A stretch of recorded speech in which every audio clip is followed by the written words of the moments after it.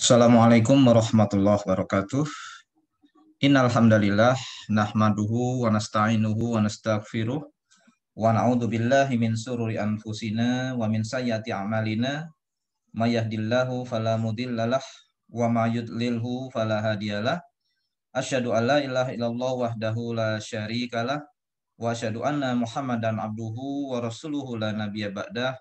Allahumma sholli ala Muhammad wa ala ali Muhammad kama sholaita ala Ibrahim wa ala ali Ibrahim fil alamina innaka Hamidum Majid.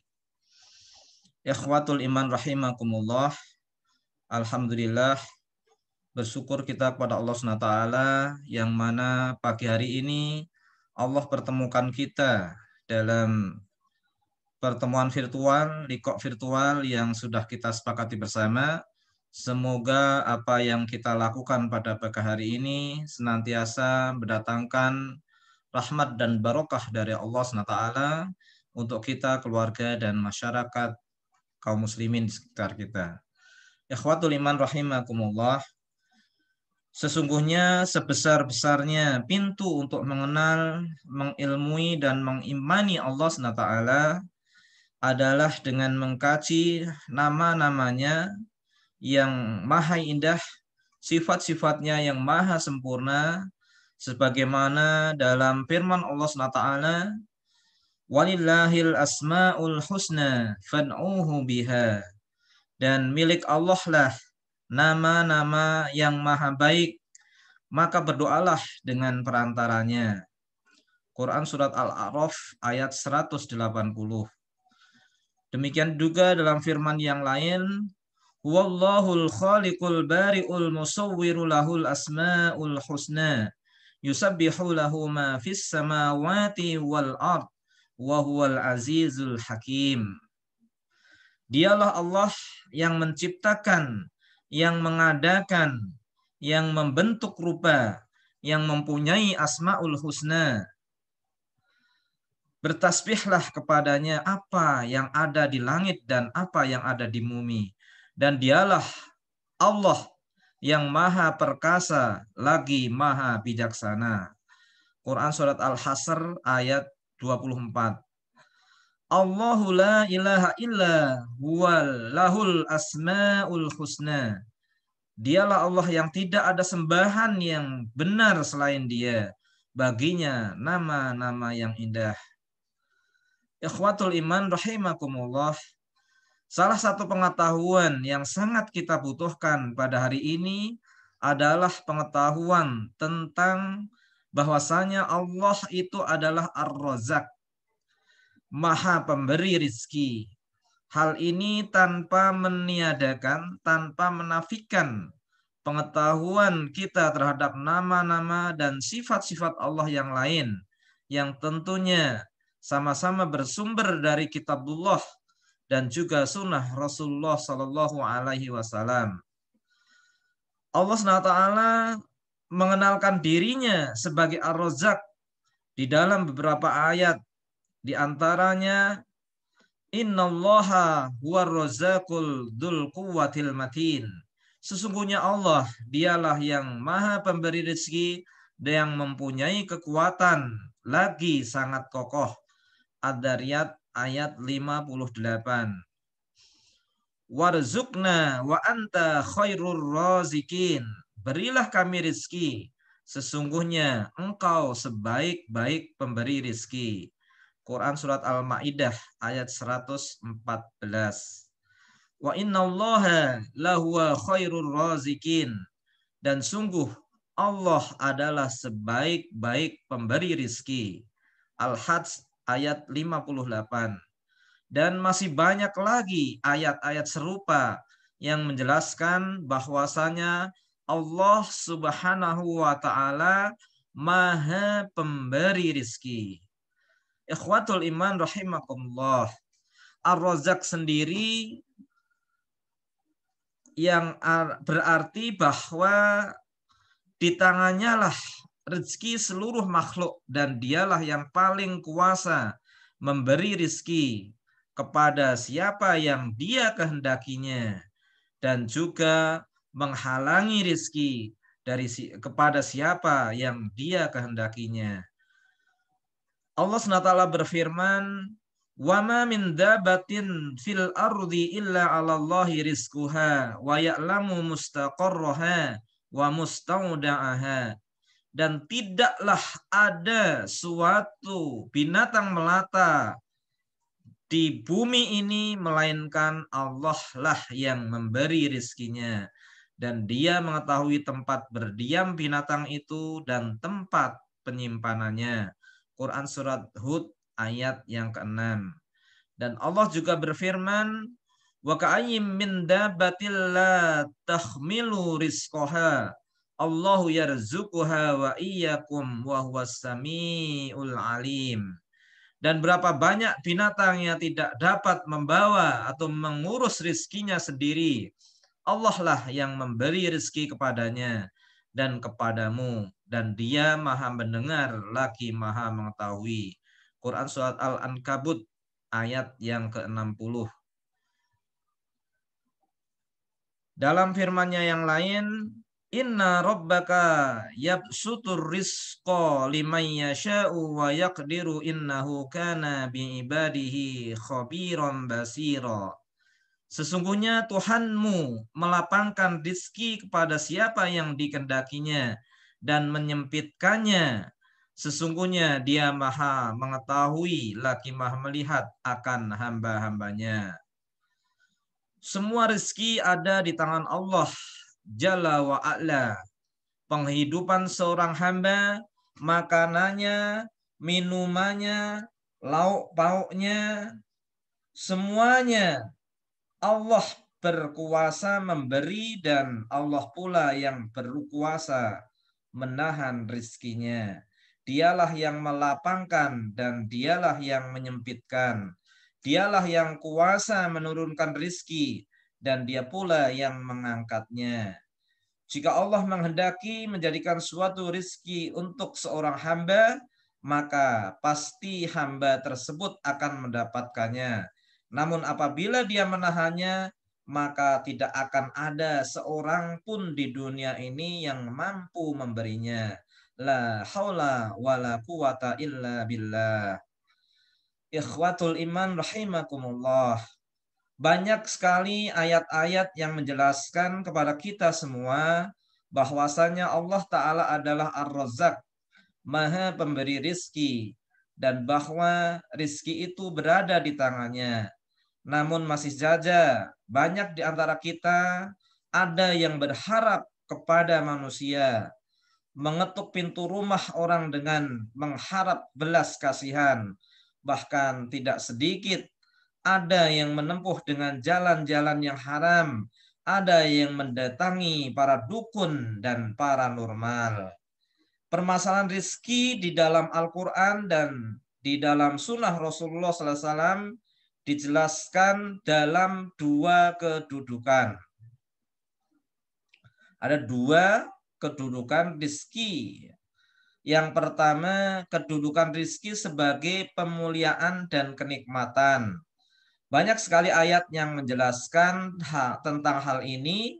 Di antaranya, "Walaqad karamna bani Adama wa hamalnahum fil barri wal bahr wa razaqnahum minat thayyibati wa faddalnahum ala katsirin mimman khalaqna tafdila." Dan sesungguhnya telah kami muliakan anak-anak Adam. Kami angkut mereka di daratan dan di lautan. Kami beri mereka rezeki dari yang baik-baik. Dan kami lebihkan mereka dengan kelebihan yang sempurna atas kebanyakan makhluk yang telah kami ciptakan. Quran Surah Al-Isra ayat yang ke-70. Yang kedua, rizki sebagai sarana dakwah, ketaatan dan perwujudan tauhid. Dalam makna yang demikian juga banyak terdapat ayat-ayat di dalam Al-Quran. Sebagai penjelasannya, di antaranya, "Ya ayyuhan nasu u'budu rabbakumul ladzi khalaqakum wal ladzina min qablikum la'allakum tattaqun." Alladzi ja'ala lakumul arda firasya was samaa'a bina'an wa anzala minas samaa'i ma'a fa akhraja bihi minas samarati rizqan lakum fala taj'alu lillahi andadan wa antum ta'lamun. Wahai manusia, sembahlah Tuhanmu yang telah menciptakanmu dan orang-orang sebelummu agar kamu bertakwa. Dialah yang menjadikan bumi sebagai hamparan bagimu dan langit sebagai atap, dan Dia menurunkan air hujan dari langit. Lalu Dia menghasilkan dengan hujan itu segala buah-buahan sebagai rizki untukmu. Karena itu janganlah kamu mengadakan sekutu-sekutu bagi Allah, padahal kamu mengetahuinya. Quran Surah Al-Baqarah ayat 21 sampai 22. Maksudnya adalah janganlah kita menyekutukan Allah dalam beribadah kepadanya. Padahal kita mengetahui bahwa tidak ada yang menciptakan dan memberi rizki kepada kita kecuali hanya Allah Subhanahu wa ta'ala. Allah menerangkan betapa batil dan buruknya perbuatan syirik seorang hamba, padahal ia telah Allah beri rizki. Ya ayuhan nasu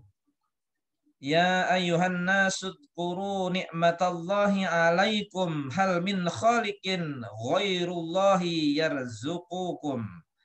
Hai manusia, ingatlah akan nikmat Allah kepadamu.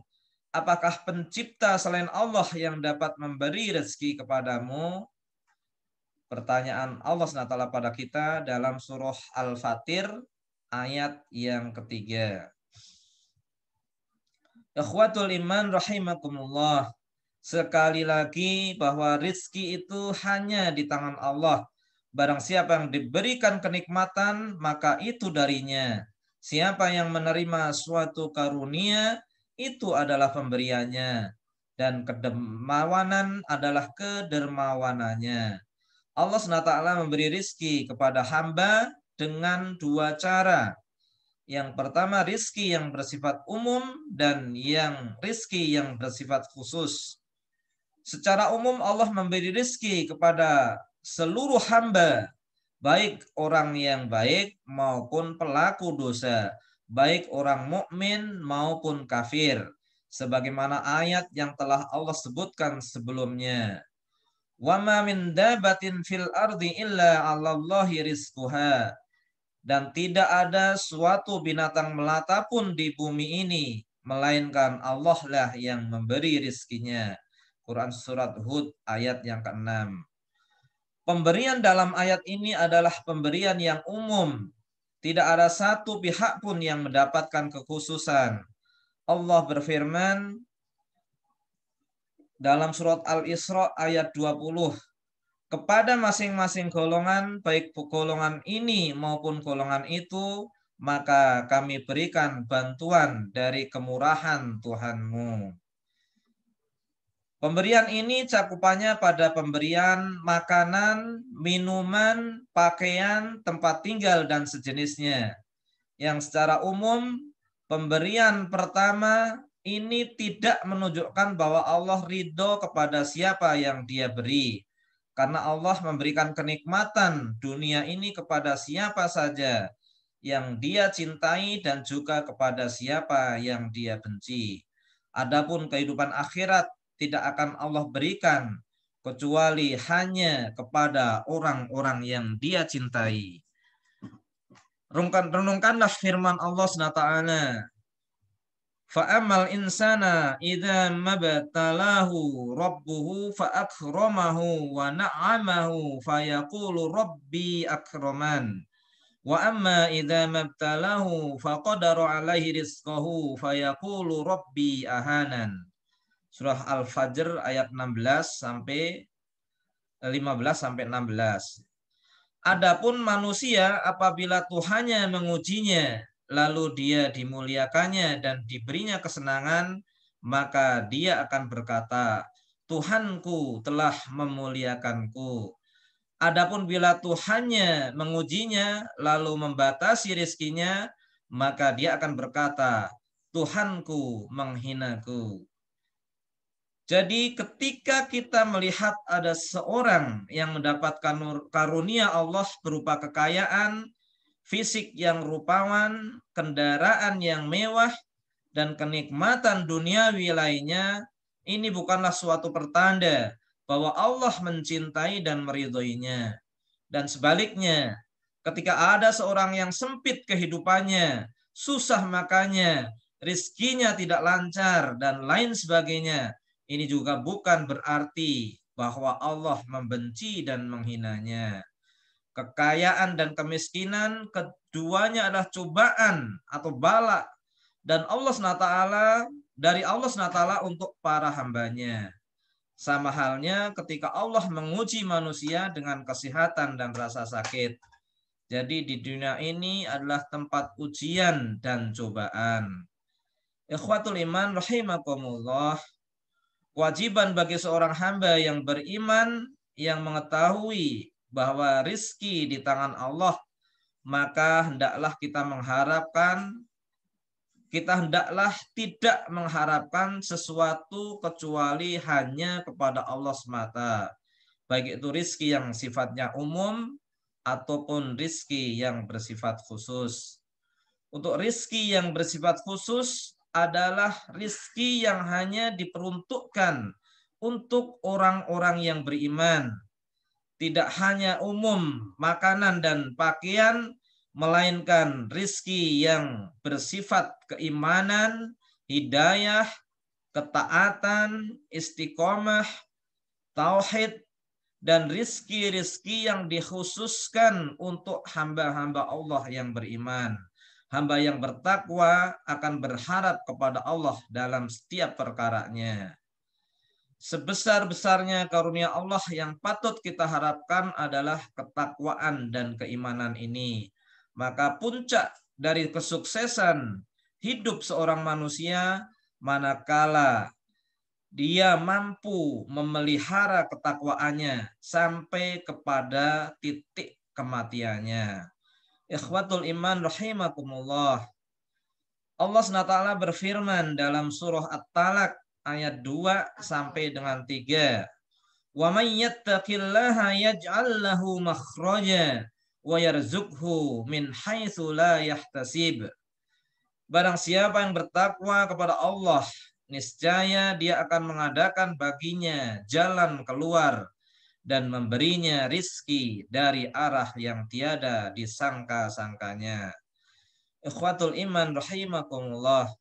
Kesimpulan dalam permasalahan ini adalah wajib bagi kita untuk berharap hanya kepada Allah, jujur dari hati kita dan menjauhi segala bentuk dosa dan kemaksiatan.